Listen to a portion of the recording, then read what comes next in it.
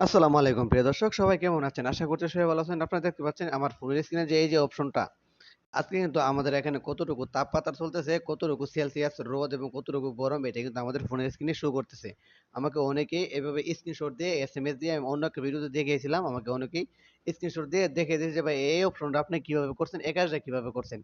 আমি আজকে আপনাদেরকে সব খুবই শর্টকাটে দেখিয়ে দেবো। আপনি আমার ছোট্ট ভিডিওটা কন্টিনিউ করুন এবং আপনি আমার ফেসবুক পেজে নতুন দর্শক হলে অবশ্যই ভিডিওটা শেয়ার করে দিবেন এবং পেজটা ফলো করে দিবেন। আপনি আপনার যে অ্যাপ্লিকেশন আছে, আপনি অ্যাপ্লিকেশন এখানে চলে আসবেন, উপরে দেখতে পাচ্ছেন সার্চ বার, এখানে এসে আপনি লিখে দিবেন ওয়েদার।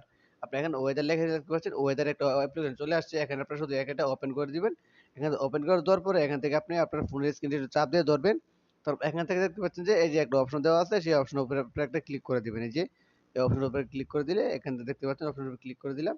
তারপর এখান থেকে একটু এই যে আবার এখানে লিখে দিবেন আপনার ওয়েদার লিখে দিলে এই যে ওয়েদারের যে অপশনগুলো আছে সবগুলো কিন্তু আপনাদের এখানে শো